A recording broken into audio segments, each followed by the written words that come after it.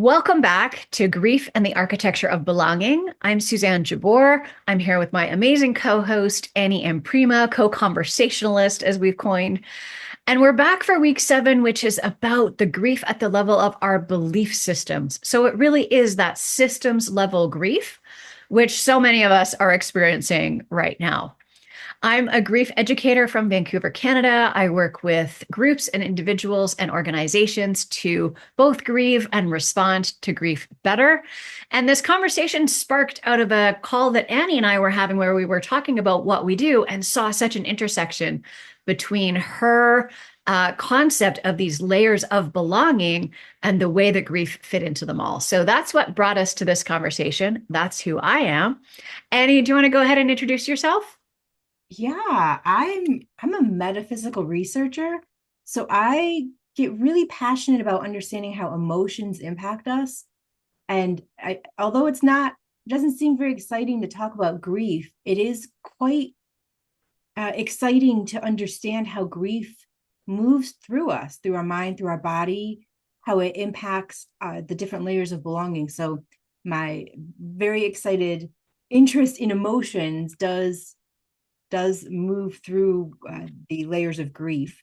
So, as we have with every week, we have done a breathing exercise, and we do that intentionally because the work that I do with clients is very much about helping them have a somatic response or allow the nervous system to release something that maybe we don't have words for. And breathing is one of the ways to regulate our nervous system. So we do that every single week just in case we trigger or activate something in our conversations. We want to make sure that everyone feels safe in having these deeper conversations about emotion. So this week, as with each week, it's been a different breathing exercise. We're going to do alternate nostril breathing. I'm going to take my glasses off for this. And the way it works, I prefer using a different finger, but some people, when they breathe, they want to use the same finger. It just feels, or you can switch, but I recommend one hand if possible. And what we're going to do is inhale, switch, exhale, inhale, switch, exhale. And for those that are sensitive, as you continue breathing, I'll keep talking as you keep alternating. What you will notice is it's helping to regulate the two hemispheres. The brain, sometimes when we get really overstimulated, just simply inhaling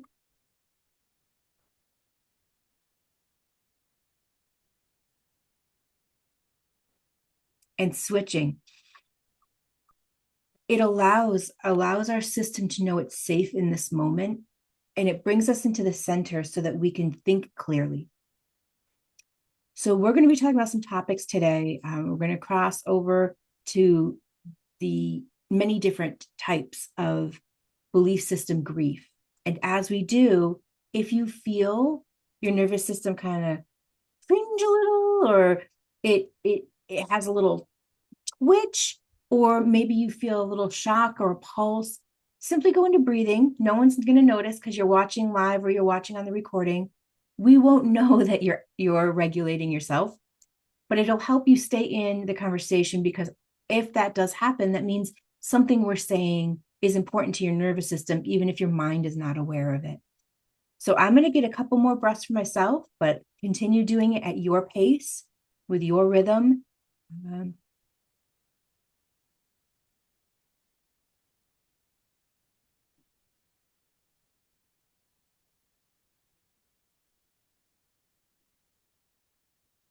And we do breathing exercises because that helps the lungs. And when we're looking at grief, grief sits in the lungs. It sits other places of our body as well, but our lungs are more susceptible to the processing of grief. So it's important that if we are moving through grief, you are moving through, I'm moving through, that we are honoring the part of our body that is doing the hard work, the labor in helping us process that grief. So with that, I'm going to put my glasses back on. Suzanne, would you like to start us off in this conversation? Yeah, I love this conversation because I think as a grief expert, student of, speaker about all the things grief, this level of grief is the one that I see predominant around us. It's everywhere. And we're not talking about it because, well, we don't talk about grief really at all. And we're especially not good at talking about grief unless it's the loss of a loved one. Or now we get that like it's a pet. Now we're starting to understand it's all the other things that can cause us grief as well in our life. But we're not talking about this systems level. And so for me, the easiest way to get to that understanding is to think about the early days of the pandemic and right through that summer. So if you remember back, it's funny that we're speaking, we're recording this on March 12th, and someone had posted on my feed a thing about how they're hoping that like this Friday, March 13th is the one that resets the timeline from the chaos and shenanigans we've had since the pandemic started. I thought that was precious and amazing. But it is that sense of like that Friday the 13th or that weekend, whenever it hit you, we started to realize that nothing was ever going to be the same. And what we saw happen was so much fear and dismay and grief in those early days. That grief was about, yes, the loss of loved ones, though that built up over time. It was about like canceled vacations. I remember how hot debate in a friends group where two friends still thought they were leaving for a vacation that following Monday. And I'm saying very gently, you're not going on vacation. Like it's not going to be possible by then. It's, you don't seem to understand how like my business, the work that I did shut down that Friday the 13th. And that was a really big deal, like unprecedented that they would shut down at that time. We knew it was a big deal what was coming. And people were still like, no, no, it'll be fine. People were like, oh, I'll be at my kid's graduation. Like if you think of those early days, how naive we were, and those canceled like holidays, graduations, dance recitals, year-end musicals, like all of those year-end of school things that are sort of part of our natural rhythm of the world. Even if we don't have school-age kids, we know that they're happening. That all got lost. And then we started to see the mounting loss of loved ones and the inability to gather. So we couldn't have funerals. And then we started to see so clearly some of the social inequities that had been in existence for, frankly, decades, but we hadn't seen as clearly as we started to see that summer. We saw the impact on the environment when Australia caught fire, right? So many things that we had not been paying attention to were laid bare for us to see. Mm. And we needed to grieve all of those losses. But the conversations that we were having and the conversations that were happening in the media were all about the rush back to normal. And as a grief, inquisitive person, I was like, well, wait a minute, like there is no normal to get back to. And then my son died that September. So I was in the throes of grief while everyone is pretending there's a normal to get back to and not acknowledging that they have all of these losses that really, they're maybe not life rupturing. Some of them would have been for people at the time. Some of them maybe still are, especially if you lost a loved one or a business. So many people lost their business, lost their home, like big stuff happened. And all we were collectively talking about was let's get back to normal. When we do that bypass as a collective, it generates breakdown. And I know you can explain, Annie, much better what's actually happening in the energetic system. What I see from where I live and breathe and work is this breakdown of connectivity. It's that breakdown of connection. Because if we're bypassing big emotions that are happening and big things that are happening and just kind of pretending them away, that bypass creates fractures. Yeah, I want to go back to some of the things you said. When you were talking about people who thought they were still going on the trip, how often we go into fight, flight, freeze, forget, that denial response, it can be dangerous. It almost borders into Pollyanna where everything's still fine, everything's fine. And I understand that we need to have that. We need to have the leaders that say, okay, this is what's going on. We're going to have optimism. Right now, it sucks. We're going to march forward. We're going to get where we're going. That's very different than pretending nothing's wrong. Yeah. And we did see some of that of the inability to process the shock of what was happening and moving it into denial, which then makes the feeling of grief even more, the crevices get deeper because it wasn't acknowledged in the present moment of what was really happening. Mhm. We don't want to go into shock. We don't want to go into denial. What we need is acceptance. Like, yes, this is happening. Yes, we're going to move through it. And we didn't really get that in the political space. In the media started fear mongering. And so now we have grief of normal and fear being thrown at us of, oh no, uncertainty, what's going to happen? We're not safe. So we're fracturing safety as we're deepening the layers of grief. And then we have these very complex responses that we never talked about. We never had a stand down moment with the pandemic that said, okay, we're done. Exhale, shake it off, get it out of the nervous system. Let's all move forward. And I do like that we've been building this conversation up through the weeks to come here because our belief systems can be so deeply embedded that they then manifest into disease and disorder. When we look at the metaphysical component, mental health does not always show in symptoms of mental health. Mhm. Sometimes we get grief in the form of fibromyalgia, we get grief in the form of fatigue, we get grief in these physical, biological responses to unprocessed emotions. And also adding to what you were saying, like the inability to gather. So many of us use those social connections to co-regulate. Mhm. What happens when we have this system of co-regulating with our coworkers, with our friends, with our family for dinner, and then all of it stops?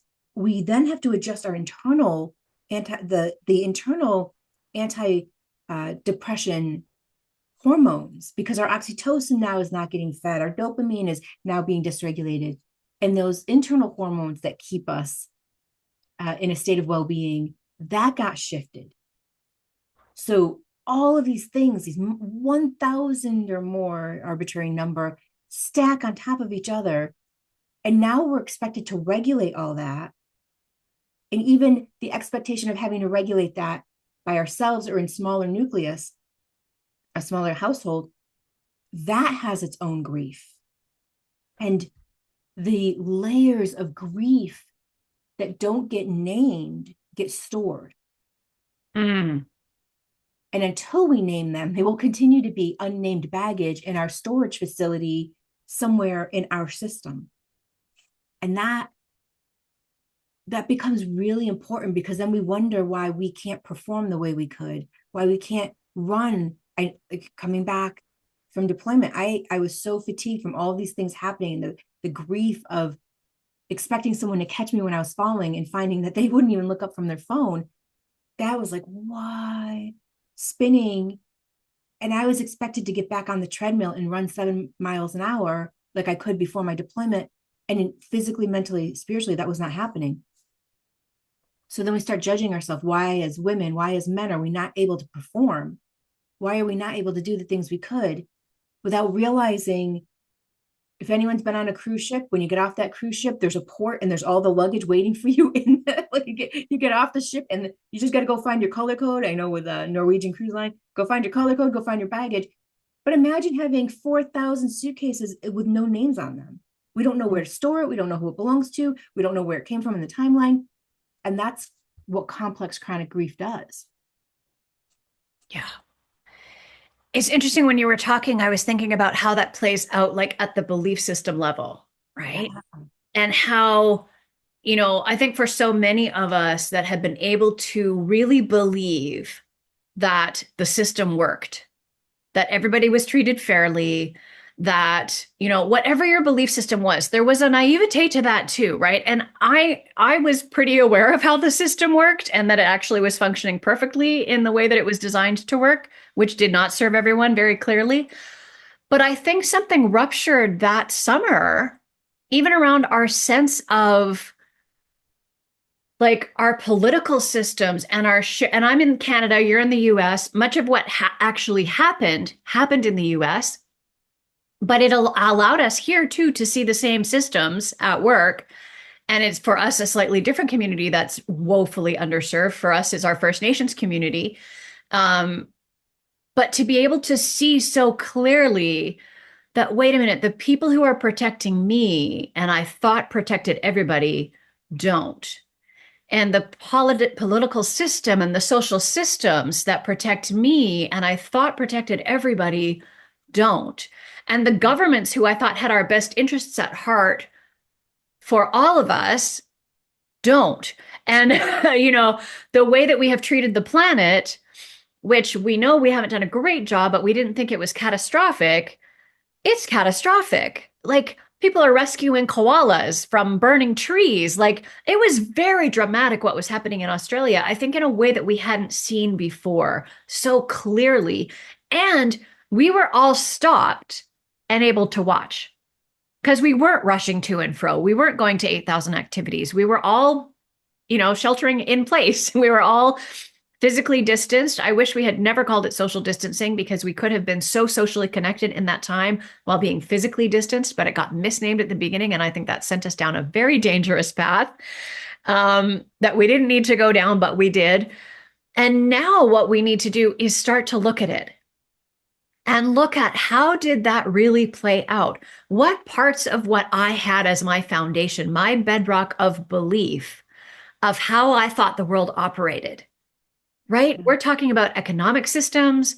We're talking about the environment. We're talking about, the global, world order, which it sounds so like weird, but that's really what it is. Like the way that the world worked, the way that countries interacted with each other, the way the supply chains worked. Never before were we so aware of supply chains. And that somehow, and it's still a mystery for me, why was the crisis that everybody needed to hoard toilet paper? I don't get it. And especially where I live, the toilet paper plant, like the plant that Scott Paper uses to make toilet paper, is about a half-hour drive away from me. There was never going to be a supply chain shortage of toilet paper in my area, but we're all hoarding. It was a fascinating time to be observing how humans operate. And because we didn't name it and make the reparations and make the amends and have the conversations, those fractures continue. That me first mentality continues, right? We're watching it play out now where there's going to be shortages. There have been shortages. And so then people are getting back into hoarding mentality, right? There's a big ice storm happened yesterday in part of my country.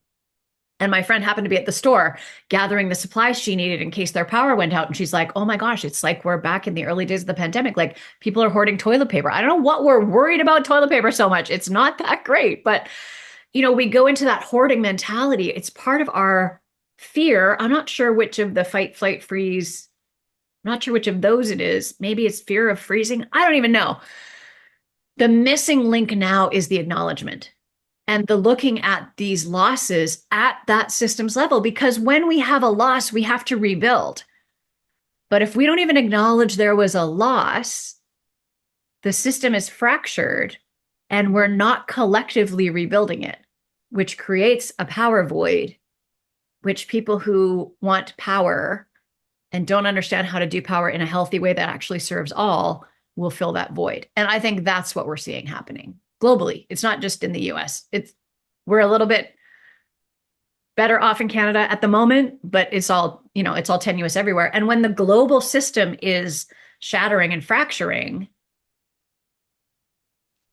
we're seeing unprecedented countries take unprecedented stands compared to the people they used to be aligned with. Yes. Now we're all disoriented again. Now it's all like, wait, that tenuous system we had kind of cobbled back together with some crazy glue and some duct tape is now shattered again. And now what? So we are kind of having another now what moment where we really could step into a new something. But if we can't even look at where we've been and acknowledge it and heal it and name it and talk about it together, our next new something is going to be a super glued, duct taped together thing. It'll create an existential crisis at a societal level because I think we're there, aren't we? Aren't we there yet? Yeah. I see it. We're seeing it. We're seeing it in the mental health. We're seeing it in the inability to handle facts. We're seeing it in the inability to have discourse, in the inability to even to process with critical thinking. because as what happens is when we take on so much in a chronic state, we're no longer able to think clearly. You can't, none of us, if we had 4,000 suitcases in front of us, haphazardly thrown, we have to navigate those little piles. It's not nearly as efficient as just running through an open warehouse. Mhm. And so when we're trying to manage all this unnamed baggage, we can't navigate quickly. And then what happens is we get to such a point where, like, just tell me what to think, tell me what to say, just tell me what you want from me. And so when someone's in that space, they're in a very manipulated space. Yeah. Then why belief system is the outer layer is that there's always this internal compass and internal guidance. And when we start to relinquish that to someone else and it goes against our own compass, there's going to be an internal collision, not just an external response, but an internal one. And I think we haven't quite seen the peak of that existential crisis yet. We're still moving into it because we've got so much denial right now. Like, not my leader, not my pastor, not my president, not my parent, not my. So that's going to have its own very difficult moment of acknowledgement, and that we don't know what that's going to look like, because that's where we're going to go into fight, flight, freeze again. Of that Mhm. realization hits, and then there could be an anger response, there could be a withdrawal response, there could be a dissociated response to acknowledge that reality. um it's so, but it all comes back to even from before we were born, because we were born in with a set of beliefs. Mhm. Beliefs existed when we were a fetus in a womb. Beliefs were moving through our mothers. Beliefs have moved through our ancestral lineage. And so we can have very deep rooted beliefs based on what our family believed. Mhm. Doesn't mean that it's going to match what's on the outside of us. And in many cases, it could be a whole M. Night Shyamalan movie of, like, this is in reality. What this looks, this sort of psychological thriller. And religion plays such a huge role in this, or belief systems at the spiritual religious level play a huge role, because that tells us what are our governing laws, our moral code for responding to this. Yeah. I'd love for you to talk about how you see that playing out, particularly right now in the US and other places on the globe as well. That sort of sense of, like, I wasn't raised in a religious family, Mm-hmm. so I have a very different lens on it, I think. But what I see happening, and I'd love for you to talk about, is almost like the weaponization of religion. It's like the weaponization of those belief systems. And then what does that do to us if we are awake enough to see that what we believe is actually being used to encourage us to do things that aren't actually aligned with what we really believe, but it's like it's being kind of tangled. It feels very much to me like if I had that sort of firmly rooted, particularly playing out in the Christian world right now, if I had that really firmly rooted Christian belief system and I was seeing it being used sort of for ill, for just a simplified way of thinking about it. I got a sneeze. Thank you. It's gone. It's been coming and now it's gone. But that sense that that belief system, there's another one. Oh, here we are being human. Okay. Oh boy. I often get three, so there might be another one. It'll be exciting. It's your internal system saying, we want to talk I know. It's like, yes, this is important. Pay attention. She's acting weird. to. But it's that sense that this thing that gave me comfort and safety, and I thought would give everyone comfort and safety, because why else would we want to involve more people in the flock and be bringing people in, is now, here comes the last one, is now being used to other people in a starker way than I think we've seen before. Oh, absolutely. Absolutely. And we cannot separate religion from politics. And not in the United States. Not in the United States, because and these are conversations I have frequently in the space of Christianity. Abortion was not an issue until the 1970s, when Roe versus Wade came in. And then the Republican Party needed more votes. So, and I'm not, you can go on the internet, anyone can go on the internet and look this up. When we looked at homosexuality, that was also a political movement. What we're looking at right now is also a political movement. So you cannot separate Christianity in the United States, at least. I can't speak for any other country. Here, our laws were adjusted based on people's beliefs, and it was manipulated based on voting manipulation. So if we need more influence on a political party, we go and we look at typically religious topics. Trans, right? Trans was not an issue in the Bible. It is not listed in the Bible, and yet we've made it very religious. This is against God's will, and yet it does not exist in the Bible in this setting. So we've manipulated language. One, it was manipulated from Hebrew into English, Hebrew to Greek to English. The words do not, especially when it goes through the gateway of Greek, because Greek has so many words for emotions that we do not have. So it gets limited and then boxed in English language. When we look back at the original language, it was not, the intention has been misconstrued or mistranslated. So now we've got a society building on laws that are not the original words and framing it around political agenda. Those that follow the core beliefs from a more Hebrew perspective, there is a grief because it's like, that's not what my God said. It's not what my Jesus said. And so there are people, and we're seeing that now, the collision of some churches rising up and the Pope saying somewhat neutral, but also saying like, this is not what Jesus said. Jesus said, take care of your neighbor. Yeah. And so now we've got a collision between the weaponized version and the version that was about taking care of your neighbor, and watching your own religion have its tension, has its own layer of grief. Because if you grew up believing that the world was safe and everyone should be kind to each other and you should take care of your community, you're either going to say we need to get rid of everything that's threatening that, or we need to include everything and not allow it to threaten us. And so we're going to start to see a different kind of tension rolling, because it has been weaponized, but so is the teachings of Islam very much manipulated, because the same laws, like take care of your neighbor. Like, why would you not take care of your neighbor? And so the extremists have always become political.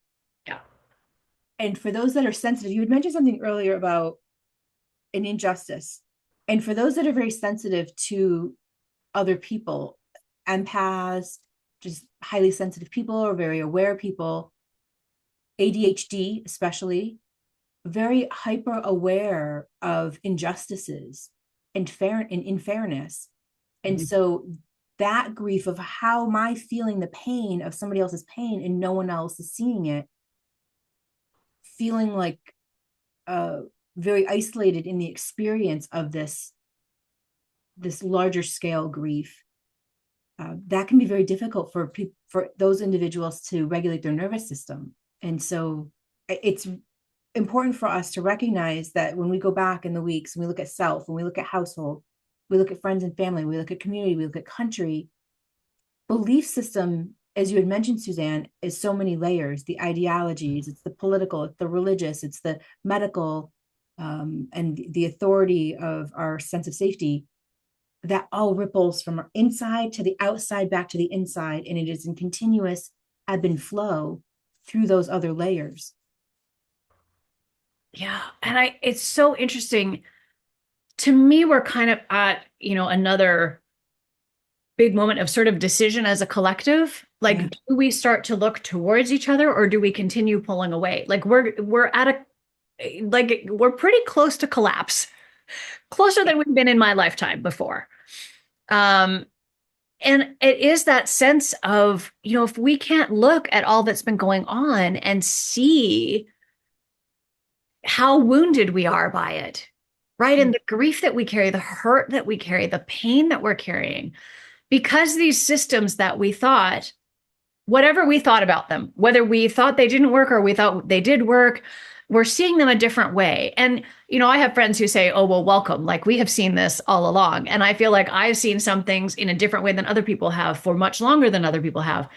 But I feel like we've reached that tipping point as a collective where most of us are starting to see, wait a minute, like as things get sort of more and more extreme, right? With the climate, with the economy, with politics, everything right now, every system is getting more and more extreme.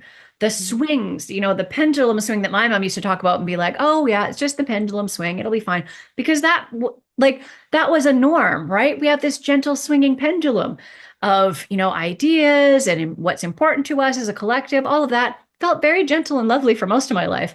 Now it's like, we're on some kind of, funhouse ride where it's just swinging so fast and Mm. with so much violence inherent in it. Yes. That Yes. that I think is what's dysregulating us. And when you talk about the sort of the empaths, the highly sensitive people, the people who are just even more aware of what's happening around them, when you are feeling all of that and the people in your community aren't, that's Yes. another place we fracture and separate. So it's like at the same time as we need to find our kindreds and hold on tight, we also need to be looking at all the other groups of kindreds and going, okay, but wait, we have this in common with you. Like it's this weird duality of like, I need to find my people so that I don't feel so alone and scared. But Yes. I also need to make that as expansive a group as possible or be really like tight with my people and be in constant outreach with other groups of people. And there's something there that we're not yet doing effectively enough to spark change. I, when we look at there's a TED talk about what makes a good life. And Robert Waldinger talks about it, about the value of having large social networks and Mm. connected. And in some communities where people are very rooted, small rural communities, grandpappy knew their grandpa, like just these generational relationships, everything stays very stable. So and so's family has lived in that house for the past 87 years, 200 years, 400 years. When we have that kind of history, it's really safe. When we look in urban spaces, it's not, because there's more transience, there's more turnover, there's more cultural diversity. And so that makes it a lot harder to navigate the world of, are you safe for me? Are you safe? Is this safe? Do your beliefs infringe on my beliefs? And so that constant like bolo, we're always on the lookout for what is safe and what is not safe. That's a very different nervous system than the rural person who's grown up in the same town their whole life, lived in the same house, or their parents have lived in the same house, and everything's constant. It's a very different nervous system. And we're seeing more and more dysregulated nervous systems.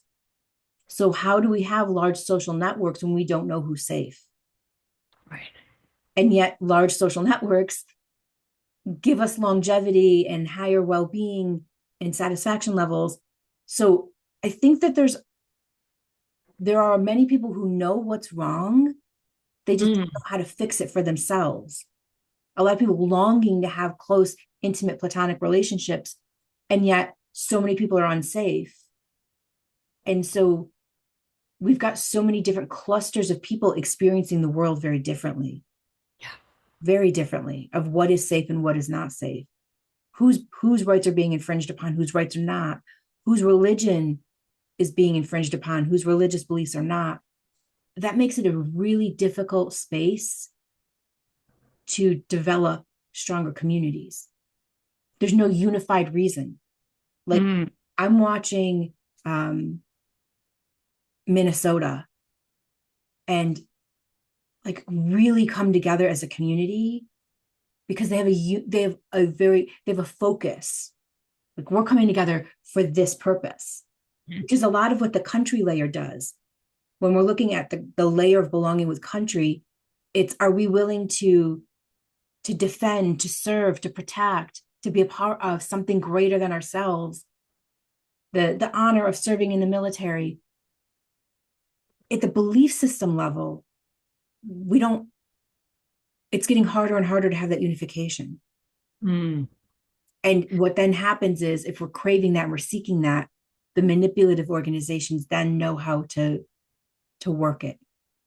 And it makes it so much harder for really like good-natured men to not get caught up in the manosphere, for really good-natured people to not get caught up in these manipulative extreme groups, hate groups, because we so deeply long to belong. And that makes it really hard. And some part of us has to let go within us. That soul level has to have a denial aspect, which comes with penalties and interest. There's Mhm. always a cost to betraying our own self for the sake of safety. And yet there's also a cost for not having safety Mhm. to contribute to our well-being. So it's this, we're all navigating this fine formula, this really fragile formula of survival. And it's so unspoken that we don't even know how to articulate it. Yeah. I love that example of Minnesota and what Yeah. we watched. And I have friends kind of scattered around that state, so I know what was happening everywhere. But what we were seeing from outside was what was happening in the Minneapolis, St. Paul area. And what I think is so interesting about that example, as you were talking about it is a belief, like they banded together about a belief, Yeah. not about self. Like it wasn't at the layer of self or my family. It's kind of was all of them. But ultimately, it was around a belief. Like we believe that this community stands together, that these people are part of our community, that, we will take a stand and protect each other, that like that sense of the belief in like almost human value. Like I'm trying to name what the belief was that everyone was standing for. I think it is about human value, about humanity and the value of people and their contributions, regardless of paperwork. Um, it was that sense of it being at that belief system level. And I think that's why it was a movement that looked very different from others that we've seen in response to various crises in various countries around the world, right? Um, there's another similar moment that feels long ago now that happened in Tiananmen Square, Yeah. where there was this belief system concept that was being challenged. And so people who weren't necessarily connected at the family level or the community level or the other levels we've talked about were connected in this overarching belief and came together and stood up for something. And that's what I think was really interesting to watch happen in Minnesota was it was like, no, like not here. Our belief system is this. This is not our belief system. So we're going to band together to stand up for what we believe in the most peaceful, calm, like remarkable way, really. Like those singing protests, like they were so innovative. And, it reminds me of the Arab costumey things that they were using in Portland, right? As protesters, we're like, well, I'm going to dress up as a big puffy dinosaur and The green frogs. yeah, and then let's see what happens, right? Um, that's when we can see that belief system identity and connection banding us together. And so I think we need, part of the healing, and we're going to talk about that next week, is like, okay, now thank you for 7 weeks of seeing all of my many griefs. What do I do now? That's next week. So don't skip the last one. But one of the things that I think is so interesting is really being curious about where can we find those other belief systems where we mostly agree? And can we build connection there, even when around this little weaponized thing, we might think differently? We might see it differently. What do we see the same? And how Yeah. do we build connection there? How do we find safety there? So that then maybe we could find our way back to being able to at least have a conversation, not to change each other's minds, just to be heard and hear about this thing we disagree about. But right now, all we're in is we don't agree. That makes you unsafe. And therefore, I'm out. Yeah. And I'm really fearful of that because I see really thoughtful, caring, generous people having to disconnect from folks because they're like, you know what? It's just not safe. And we've talked about this in other weeks. But how we find our way back when we get that fractured makes me really nervous. When we look at the ego, so often the ego acknowledging something is wrong is going to add shame to the formula. Mm. I was in denial for so long. I didn't see the pain I was causing. I now see it. Ooh, that's too much for my internal system. I'm going to go into shame. I'm going to deny it. So now, like at the second round of denial, no, I didn't cause this pain. And then the shame sets in. And shame is such a separator. And it leads to such destruction, bodily organs, addiction, suppression, through illegal means, whatever. What we're lacking is the leadership, and we're lacking the wise elders. Because if we look at cultures, uh, cultures through history, there have been communities that were designed around mental well-being and physical well-being. And when we take away, we pick slowly through time, we pick away the things that kept communities together by removing the antidotes, we grow the poison. And so a lot of this is going to have to be of bringing back, someone has to lead. Because right now, the leaders are creating more fear and separation and polarization. We don't have loud volume leaders bringing people together. We have softer volume leaders trying to bring people together, but it's never going to be louder than it has to be louder than the loudest, but not necessarily in a volume, auditory volume, in action. Like the amount of traction that the Buddhist monks have gotten walking across the United States Yeah. through action has been loud. Few words, but the action has been loud. And the amount of outpouring has been beautiful to watch. Mm-hmm. We don't have enough wise elders. We don't have enough leaders guiding people. We don't have enough good shepherds. Mm. We don't have enough good shepherds moving the sheep. And there's this understanding culturally that we have to recognize there will always be sheep. Mm-hmm. Always be people who default their sovereignty to outside sources and outside influence. Those are the individuals that are the most susceptible, because they're just designed, and it's not a design that I have, but I understand this deeply, of this designing of being a part of community or family, and not having that defiant. The one that I grew up with was defiance. I got the defiance gene, Yeah. but I understand that there's such like kind, gentle souls just wanting to be a part of the group, to be a part of something larger. They are very susceptible and need good shepherds. Yeah. And even the defiant ones, like the ones that, like, I always want to like be on the edge of something and never in the middle of it. I too need mentorship. I too need wise elders. I too need guidance. And we don't have enough to pick from. And so through history, when I was a child, my parents were dysfunctional. I thought I thought Bill Cosby was like the greatest dad ever. So the amount of grief I had to process through that reality was really hard, really hard, because here was my idol that was supposed to be so much better than my dad. Right. Ooh, did I pick wrong?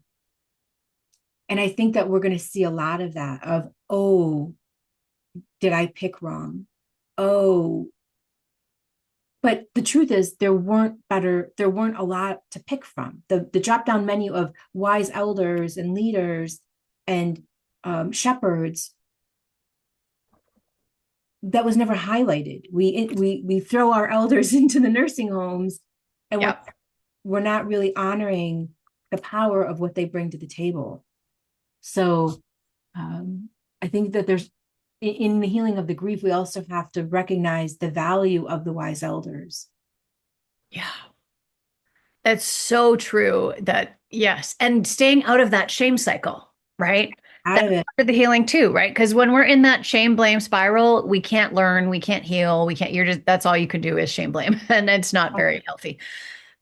Which is why anyway, that's actually the topic for next week. So that's a weirdly perfect place for us to stop. I can see where, we try really hard to stay at around 45 minutes. So we're coming to the end of our time. Thank you so much. Those of you that came in the room again, we're so happy to have you here. And we'll, again, have the chat open and have a conversation afterwards. If you're watching the recording, do join in the conversation there. I hope you'll join us next week. Week 8, we'll really look at sort of the pieces that we have seen that we missed and how they fit in. Any questions we've had that were like, oh, that fit there, that fit there. And then we really want to pivot to what do we do now? Now that we see it, now that it's been sort of laid bare, what do we do next? So that's where we're going. If you have a gap when we're talking about a layer you didn't hear about, go find that week. We worked from the inside out. We've made it all the way out to systems. Now we're going to look at what do we do next? And as always, we have a question for you to ponder between now and when we meet again. Annie, do you want to share that question? I do. So, question. Every week we do a question for those that are journaling. Which belief, religious, moral, cultural, inherited, have you outgrown? And when did you realize that it no longer fit? And if you want a second question to that, to go a little bit deeper, what are you going to do about it? Now that you're letting go of an old belief and you're moving into a new belief, what's your plan? All right, everyone, we will see you next week for the last week in the series. And of course, we will reply back to any comments in the social media platforms. If you want to comment, we will be monitoring that for 90 days.